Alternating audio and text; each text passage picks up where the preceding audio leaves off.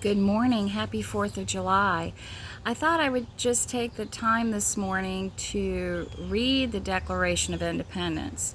I am 56 years old and I have not read through the entire thing until today. So I thought I'd read it for us today in celebration of our 244 years of independence. In Congress, July 4th, 1776. When in the course of human events it becomes necessary for one people to dissolve the political bands which have connected them with another, and to assume among the powers of the earth the separate and equal station to which the laws of nature and of nature's God entitle them, a decent respect to the opinions of mankind requires that they should declare the causes which impel them to the separation. We hold these truths to be self-evident, that all men are created equal, that they are endowed by their Creator with certain unalienable rights, that among these are life, liberty, and the pursuit of happiness, that to secure these rights, governments are instituted among men, deriving their just powers from the consent of the governed, that whenever any form of government becomes destructive of these ends, it is the right of the people to alter or to abolish it and to institute new government, laying its foundation on such principles and organizing its powers in such form as to them shall seem most likely to affect their safety and happiness. Prudence indeed will dictate that governments, long established, should not be changed for light and transient causes. And accordingly, all experience hath shown that mankind are more disposed to suffer while evils are sufferable than to right themselves by abolishing the forms to which they are accustomed. But when a long train of abuses and usurpations, pursuing invariably the same object, evinces a design to reduce them under absolute despotism, it is their right, it is their duty to throw off such government and to provide new guards for their future security. Such has been the patient sufferance of these colonies, and such is now the necessity which constrains them to alter their former systems of government.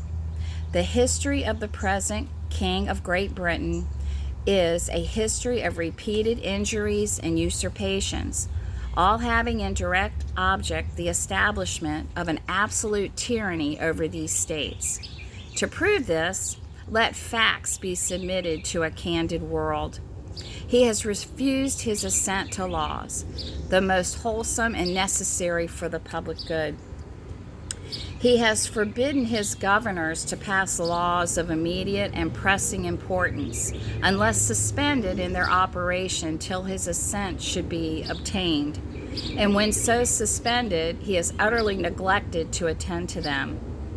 He has refused to pass other laws for the accommodation of large districts of people, unless those people would relinquish the right of representation in the legislature, a right inestimable to them and formidable to tyrants only. He has called together legislative bodies at places unusual, uncomfortable, and distant from the depository of their public records, for the sole purpose of fatiguing them into compliance with his measures. He has dissolved representative houses repeatedly for opposing with manly firmness his invasions on the rights of the people.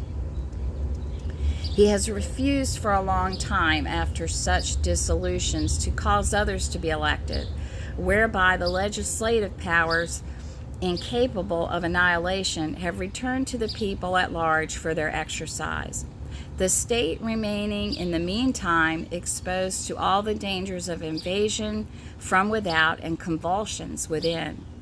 He has endeavored to prevent the population of these states, for that purpose obstructing the laws for naturalization of foreigners, refusing to pass others to encourage their migrations hither, and raising the conditions of new appropriations of lands. He has obstructed the administration of justice by refusing his assent to laws for establishing judiciary powers. He has made judges dependent on his will alone for the tenure of their offices and the amount and payment of their salaries. He has erected a multitude of new offices and sent hither swarms of officers to harass our people and eat out their substance. He has kept among us in times of peace standing armies without the consent of our legislatures. He has affected to render the military independent of and superior to the civil power. He has combined with others to subject us to a jurisdiction foreign to our Constitution and unacknowledged by our laws, giving his assent to their acts of pretended legislation, for quartering large bodies of armed troops among us, for protecting them by a mock trial from punishment for any murders which they should commit on the inhabitants of these states, for cutting off our trade with all parts of the world, for imposing taxes on us without our consent, for depriving us in many cases of the benefit of trial by jury, for transporting us beyond seas to be tried for pretended offenses, for abolishing the free system of English laws in a neighboring province, establishing therein an arbitrary government, and enlarging its boundaries so as to render it at once an example and fit instrument for introducing the same absolute rule into these colonies,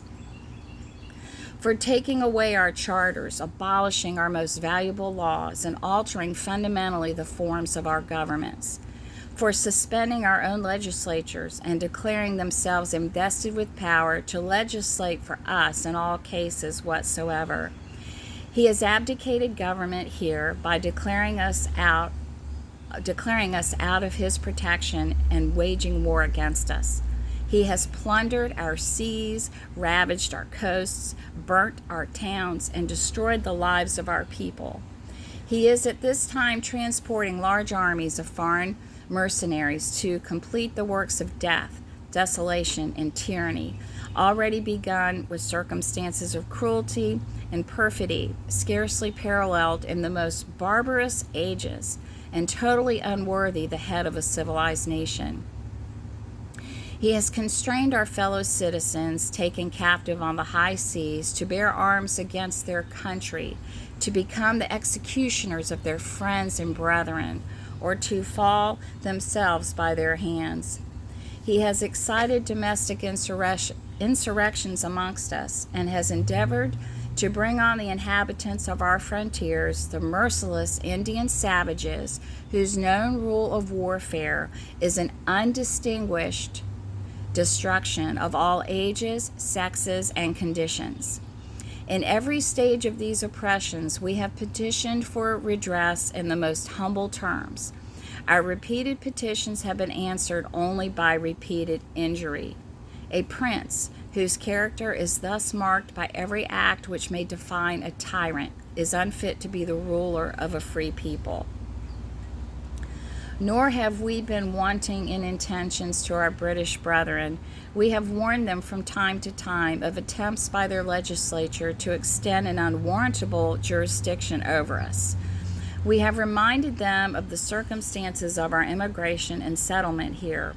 We have appealed to their native justice and magnanimity, and we have conjured them by the ties of our common kindred to disavow these usurpations, which would inevitably interrupt our connections and correspondence. They too have been deaf to the voice of justice and of consanguinity. We must therefore acquiesce in the necessity which denounces our separation, and hold them as we hold the rest of mankind, enemies in war, in peace friends.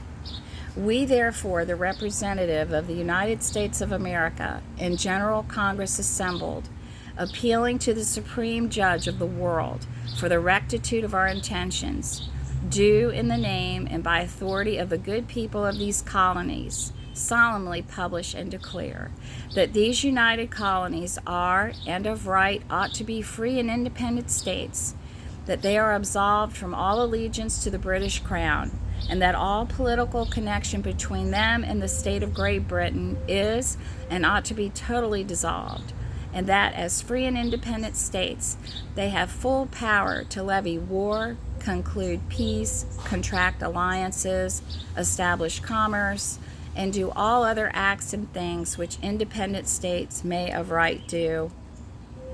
And for the support of this declaration, with a firm reliance on the protection of divine providence, we mutually pledge to each other our lives, our fortunes, and our sacred honor.